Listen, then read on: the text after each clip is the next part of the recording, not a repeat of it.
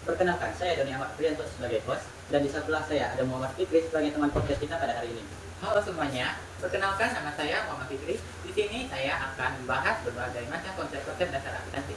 Nah, di acara podcast kita yang bernama Accounting Today Podcast, podcast yang akan menemani Anda semua belajar tentang akuntansi dengan cara yang lebih santai dan dapat mudah dipahami. Dalam acara podcast pada hari ini, kita akan membahas 3 materi, yaitu mengenai kegiatan dan bentuk badan usaha dalam proses bisnis, yang kedua memahami konsep dasar akuntansi, dan ketiga memahami tahapan akuntansi dalam perusahaan jasa. Seperti kata Warren Buffett, invest in yourself is the best investment you can make, yang artinya investasi pada diri sendiri ialah investasi terbaik yang dapat kamu buat. Tapi kalau investasi di diri sendiri itu mahal, investasi di gorengan juga boleh lah ya. Kan membuat kita nambah energi dalam belajar akuntansi.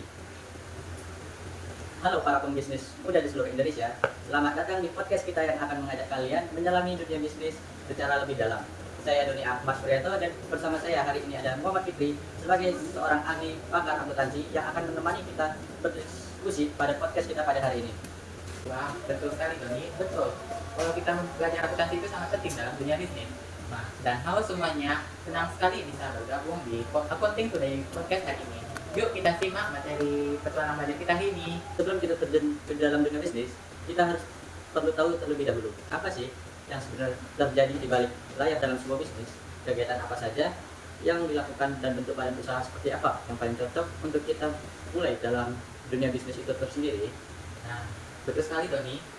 Setiap bisnis itu unik, tapi secara garis besarnya. Namun, di sisi lain ada beberapa kegiatan utamanya. Yang pertama adalah produksi, di mana produksi ini adalah mengolah atau membuat suatu produk yang akan kita dijualkan kepada konsumen. Yang kedua ada pemasaran, di mana setelah kita membuat produk atau mengolah suatu produk, kita akan menawarkan barang atau produk tersebut ke konsumen. Yang ketiga ada keuangan. Nah, setelah kita menawarkan atau mempromosikan barang kita nih, kita akan mengolah keuangan kita, berapa pendapatan yang kita terima. Nanti disitulah kita akan melihat berapa keuntungan atau ruginya. Dan yang terakhir ada sumber daya manusia.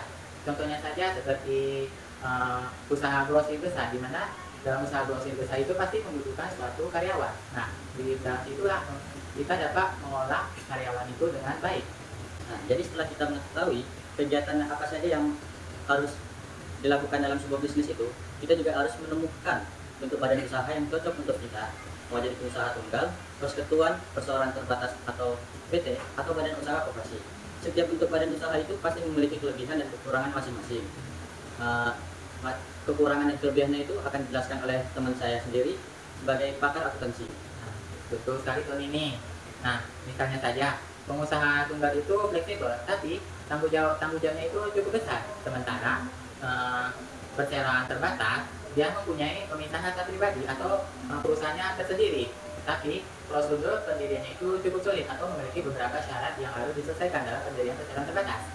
Nah, agar teman-teman lebih paham, mari kita bahas terlebih dahulu satu persatu bentuk badan usaha yang umum berada di Indonesia. Kita mulai dulu dari yang paling populer, yaitu perseorangan terbatas atau yang disebut juga PT. Nah, perseroan terbatas ini atau PT cukup banyak sekali atau favorit yang dimiliki oleh seorang pengusaha. Mengapa?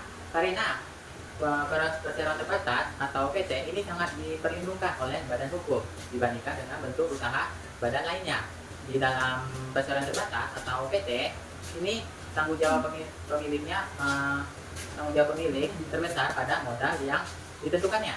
Nah, telah dijelaskan oleh teman saya tentang PT tersebut. Selain itu, PT juga memiliki fleksibilitas dalam hal kepemilikan saham. PT bisa diperdagangkan dan jumlah pemegang saham bisa banyak. Ini membuat PT cocok untuk bisnis yang berkembang besar dan mencari pendanaan dari investor-investor.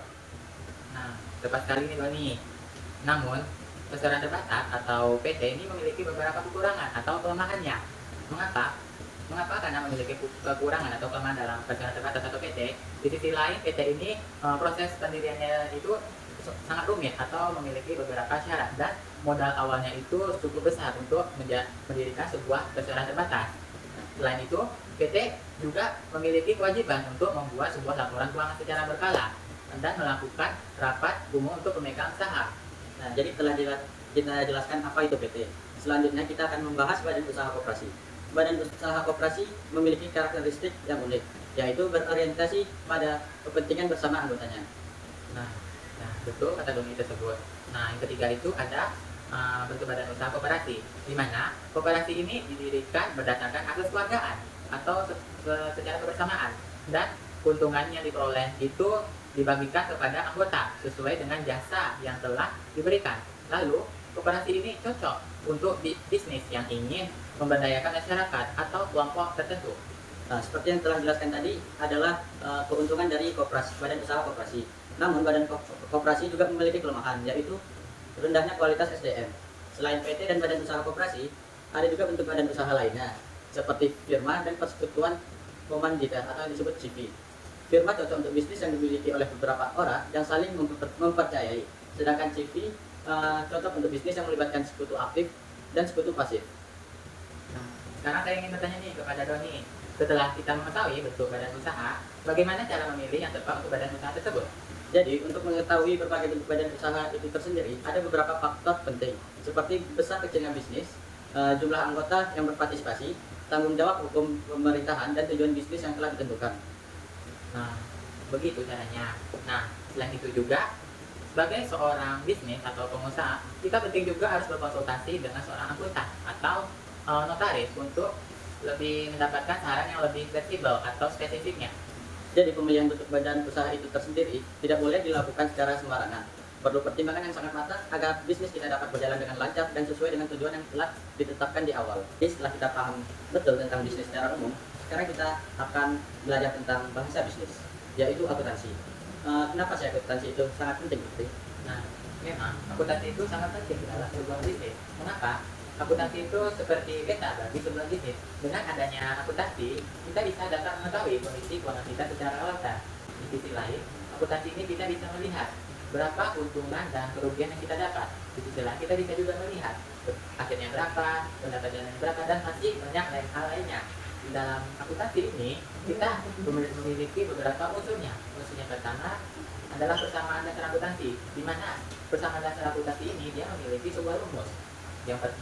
Yang rumusnya adalah aset dengan liabilitas ditambah modal atau utang ditambah dengan modal. Yang kedua unsur yang kedua ada jenis-jenis dalam sebuah akuntansi. Di dalam jenis-jenis sebuah akuntansi ini dia memiliki 5. Yang pertama ada aset. Aset itu bisa dihubungkan dengan harta. Dalam aset dia memiliki beberapa cakupannya, seperti aset perlengkapan kantor, peralatan kantor, dan lain hal sebagainya. Selanjutnya ada liabilitas atau utang, di mana utang ini dia memiliki cakupannya juga, seperti utang beban, utang jasa, utang gaji, dan lain hal sebagainya. Selanjutnya ada modal. Nah, modal ini dia sebuah cakupannya. Mengapa? Yaitu ada modal dan kredit. Dan keempat ada pendapatan. Nah, pendapatan ini sama juga kayak modal. Cakupannya yaitu ada pendapatan jasa dan pendapatan sewa. Dan yang terakhir ada akun beban. Nah, akun beban ini dia memiliki banyak cakupannya. Yang saya ketahui ada beban kantor, beban peralatan kantor, beban sewa, beban jasa, dan beban lain hal sebagainya.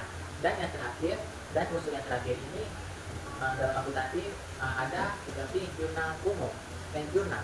Dalam perusahaan jasa ini dia memakai jurnal umum. Lalu ada buku besar, neraca laju, laporan keuangan. Nah, jadi kalau kita mau buka bisnis itu, kita harus paham betul ya teman-teman tentang akuntansi. Minimal itu kita harus bisa membaca laporan keuangan. Nah, betul sekali kata Doni ini. Nah, jadi kita memahami laporan keuangan itu dalam akuntansi sangat penting bagi pengusaha atau bisnis. Kenapa? Karena untuk membuat keputusan yang tepat agar tidak terjadinya suatu balance dalam sebuah laporan keuangan. Selanjutnya kita memasuki segmen terakhir, yaitu memahami tahapan akuntansi perusahaan jasa. Sekarang kita fokus ke bisnis jasa. Tahapan akuntansi agak berbeda ya dengan bisnis dagang. Benar sekali Doni. Tahapan akuntansi ini dia memiliki 7 cakupannya. Yang pertama ada mengidentifikasi dan menganalisis transaksi. Yang kedua ada pencatatan dalam jurnal. Ketiga posting ke dalam buku besar. Keempat ada penyusunan neraca saldo. Kelima ada pembuatan jurnal penyesuaian. Keenam ada pembuatan neraca laju. Dan yang ketujuh ada pembuatan atau pencatatan laporan keuangan. Wah, ternyata banyak ya tahapan-tahapan dalam akuntansi perusahaan jasa itu. Fikri sebagai pakar akuntansi, bisakah menjelaskan satu-satu tahapan akuntansi itu? Yang pertama itu seperti identifikasi dan analisis transaksi tersebut.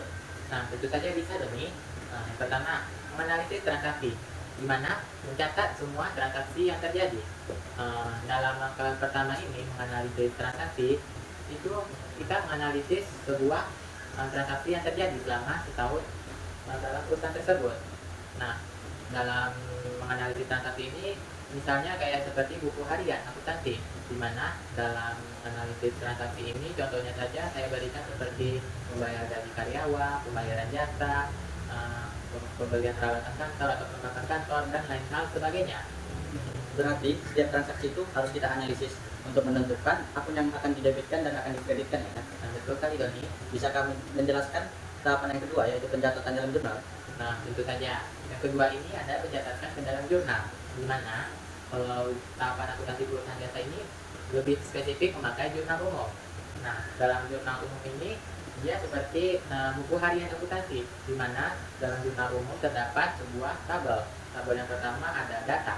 Data itu terbagi menjadi dua, tahun dan bulan, dan di sampingnya ada tanggal. Dan yang kedua ada keterangan, di mana keterangan itu seperti akun-akunnya dalam akuntansi. Yang ketiga ada referensi, dan dan yang keempat debit, dan yang terakhir ada kredit. Contohnya saja saya berikan analisis transaksinya seperti pada tanggal 30 September 2024 sebuah perusahaan ABC membayar gaji karyawan sebesar Rp1.800.000.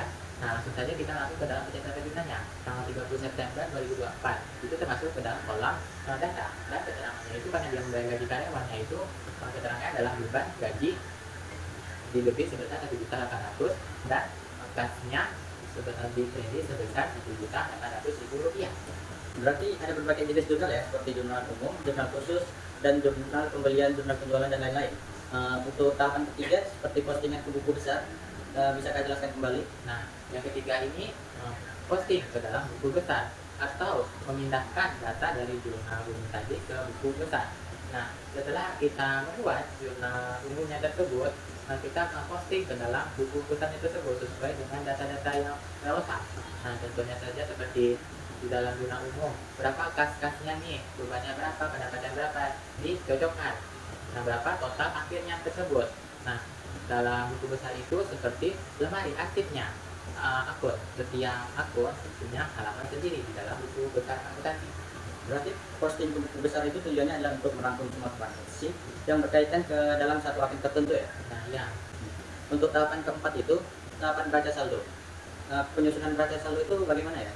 Nah, yang keempat ini adalah posting ke dalam neraca saldo. Nah, di dalam neraca saldo ini kita membuat daftar semua akun dan saldonya. Nah, setelah kita membuat berapa buku besarnya dan setiap akun-akunnya itu, kita totalkan berapa neraca saldonya. Nah, tadi saya sudah jelaskan, misalnya tabel pertama itu ada aset berapa, total keseluruhannya, dan pendapatan itu berapa, bebannya itu berapa, kewajibannya itu berapa, dan lain-lain sebagainya, dan dapatlah sebuah jumlah di dalam neraca saldo. Apakah itu dia balance atau tidak? Kalau itu tidak balance, berarti kita akan mengulanginya, koreksi kembali ke buku besar itu tersebut. Nah, berarti jika tidak ada keseimbangan, berarti ada kesalahan dalam pencatatan. Tahapan kelima itu jurnal penyesuaian. Bisa jelaskan jurnal penyesuaian itu? Nah, jurnal penyesuaian ini yang kelima adalah menyesuaikan akun-akun yang perlu disesuaikan kembali. Dalam jurnal penyesuaian dibuat untuk menyesuaikan akun-akun yang belum dicatat secara tepat pada akhir periode akuntansi. Misalnya saja mencatat penyusunan aset atau pendapatan yang sudah diterima tapi belum dicatat. Berarti lanjut saja ke tahapan keenam, raca jalur. Jelaskan raca jalur itu. Nah, itu saja. Yang keenam itu ada tahapan neraca jalur, atau bisa dibilang sebagai merangkum semua informasi dari jurnal penyesuaian. Nah, dalam neraca jalur lanjut ini adalah rangkuman dari semua informasi yang ada di jurnal penyesuaian tadi. Tahapan yang kelima, dan buku besar ini digunakan sebagai dasar untuk membuat laporan keuangan akuntansi. Selanjutnya mungkin akan ke tahapan yang terakhir, yaitu laporan keuangan. Laporan keuangan itu bagaimana sih dalam menyusunnya? Nah, tahapan terakhir ini ketujuh adalah laporan keuangan, di mana dia menyusun sebuah laporan keuangan. Di dalam laporan keuangan itu terbagi menjadi tiga. Yang pertama ada laporan laba rugi, laporan neraca, atau posisi keuangan dan laporan arus kas. Dalam tahapan terakhir ini adalah menyusun laporan keuangan tersendiri. Nah, dalam laporan laba rugi dia akan tabelnya itu didapatkan dari sebuah neraca lajur. Nah, diambil dari kolom pendapatan dan beban, nah ditotalkan. Lalu dilanjutkan dengan laporan modal, berapa modal yang didapatkan. Misalnya ada PP-nya ditotalkan semuanya. Dan yang ketiga ada laporan neraca atau posisi keuangan, di mana dia mengambil semuanya transaksi itu dari neraca lajur, tapi akunnya itu cuma 3, aset, kewajiban, dan modal. Yang terakhir ada laporan arus kas, di mana laporan arus kas ini harus diperhitungkan juga dalam laporan keuangan. Wah, ternyata cukup kompleks dan rinci ya dari tahapan perusahaan jasa. Tapi dengan penjelasan dari Fikri seperti tadi, mungkin kita dapat lebih mudah memahaminya ya. Nah, betul sekali nih Doni. Yang penting adalah dalam menyusun laporan keuangan itu harus konsisten dalam mencatat setiap transaksi. Jika ragu bisa konsultasi dengan akuntan. Begitulah podcast kita pada hari ini. Obrolan kita ini tentang akuntansi memang lebih dari adalah kakak tentang cerita, keputusan dan tentang masa depan. Semoga yang kita bahas pada hari ini bisa menginspirasi kalian semua sekali lebih dalam saat ini akuntansi. Jangan lupa kakak bisa berbicara asalkan kita tahu bagaimana cara menjalankan. Nah, ingat ya teman-teman, belajar bisnis atau akuntansi itu seperti kita membangun sebuah rumah di mana fondasinya itu harus kuat agar kokoh dan kuat. Seperti saja akuntansi adalah salah satu fondasi yang itu saja video kami hari ini. Sampai jumpa di video selanjutnya. Jangan lupa follow podcast kita ya agar tidak ketinggalan tentang materi akuntansi selanjutnya. Saya Anthony Ahmad Reza sebagai host. Ada saya dan saya sebagai kami di sini pamit undur diri. Kami ucapkan terima kasih.